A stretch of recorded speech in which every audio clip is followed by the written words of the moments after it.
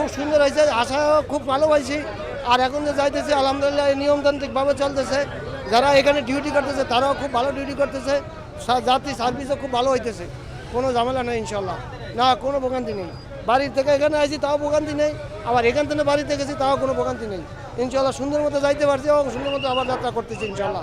আমরা যখন ঢাকা থেকে বাড়িতে ফিরেছি তখনও কিন্তু আমরা একটা বিষয় লক্ষ্য করেছি যে বরাবরই দেখেছি যে লঞ্চ ঘাটগুলোতে বাড়তি একটা বেগ পেতে হচ্ছে, হয়রানি ভোগান্তি সব কিছু কিন্তু লঞ্চ ঘাটগুলোতে হচ্ছে।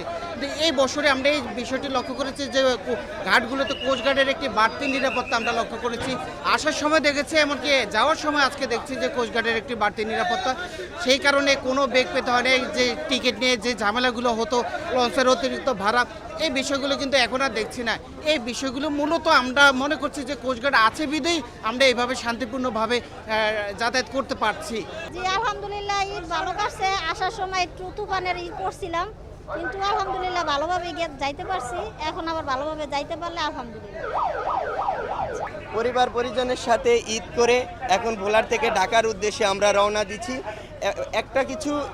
একটা বিষয় খুবই ভালো লাগছে, লঞ্চে এসে দেখলাম যে কোস্টগার্ডের লোকজন এসে আমাদের ব্যাগ তল্লাশি করছে এবং আমাদের কোনো সমস্যা আছে কি না সেই বিষয়টাও তুলে ধরছে এবং লঞ্চের স্টাফদের সাথেও কথা বলছে যাতে আমাদের যাত্রীদের হয়রানি না হয়।